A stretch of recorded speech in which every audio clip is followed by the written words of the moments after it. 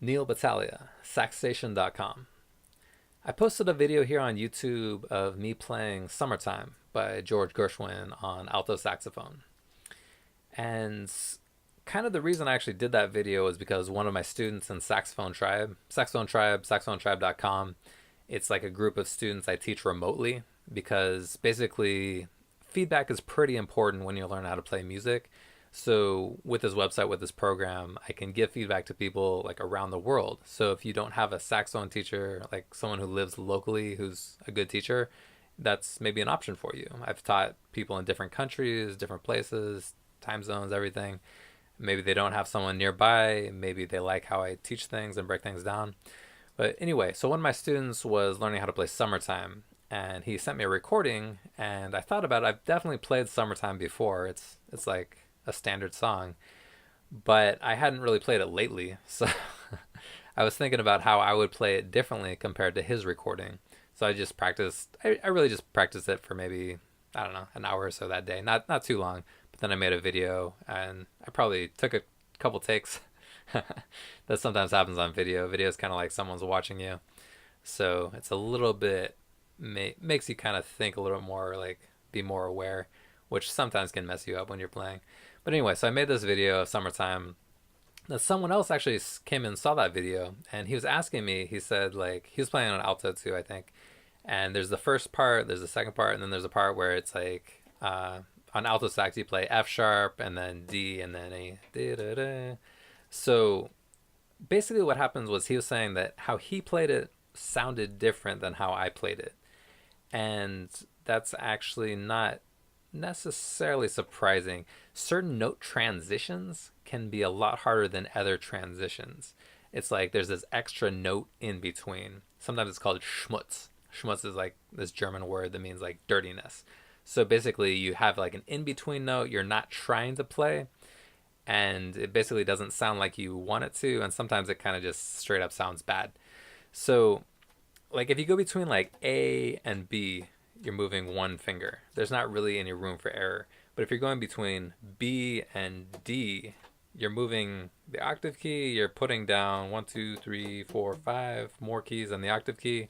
So basically if anything's late or early, you have this possibility of having an extra note in between.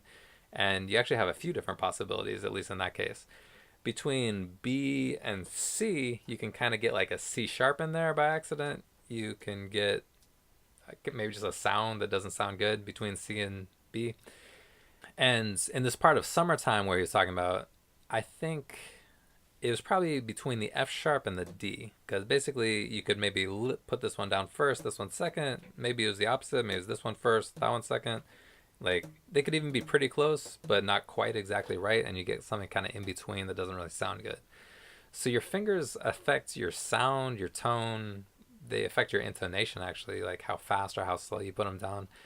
Kind of with the progression of the instrument, as they've made kind of improvements to it, it's starting to become easier and easier to play a saxophone in tune. If you have a horn from like 1920 compared to like 2018, it can be a pretty big difference in terms of playing certain notes in tune, especially like the higher notes and the lower notes, I would say. So it's getting easier and easier to play the notes in tune, but your fingers still need a pretty good amount of accuracy to play things right, to not have those extra notes in between. So if you want to work on that with me, there's like exercises that I have that I can go through. I've kind of experienced this. Like my teacher, Gary Meek, introduced me to this thing, the Lindemann method. So if you go through this really carefully, you can kind of figure out what's going on. Like even just by listening to something without seeing it, I can kind of tell what might be happening. If I hear a certain note, if I hear a certain note, I might know that maybe this finger was late or this finger was early, something like that. So basically, I understand that, yeah, that transition can be an issue. It's not really a super simple fix to get it right. You kind of have to spend a bit of time on technique. One thing that I do to work on technique is practicing classical music, which tends to be more unforgiving compared to jazz. Jazz, sometimes you can interpret things, you can kind of do things your own way. Things that might be considered a mistake in classical music might be considered an interpretation in jazz. And I mean, there's some freedom in classical music as well, but sometimes you want to play basically exactly something as written or exactly as it was played by a certain person. And I think it's basically kind of, there's a lot more detail written into, like, maybe if you compare like a classical score to a jazz lead sheet, they have a different amount of kind of leeway in what you're playing. And like with an orchestra, it kind of makes sense that everyone needs to play exactly the same way together, not changing things, otherwise it gets muddy. So practicing classical music is great for your technique. Work on these exercises that I can help you out with. That helps a lot too, the Lindemann. And also just being aware that certain transitions are harder than others. Part of it is maybe looking in a mirror when you play, or taking a video of yourself, trying to figure out what you need to do with your fingers. And you develop this sense of like synchronizing everything together and playing better. But it does take work, it takes awareness. It can help a lot to have someone giving you feedback who might know what you're doing before you know what you're doing.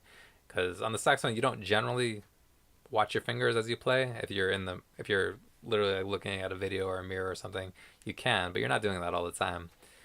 And it takes more awareness. It takes more like deliberate practice to kind of get into that and figure it out. But there's like exercises you can do to get yourself going in the right direction. So if you want help with that, check out saxophontribe.com and we can work on that.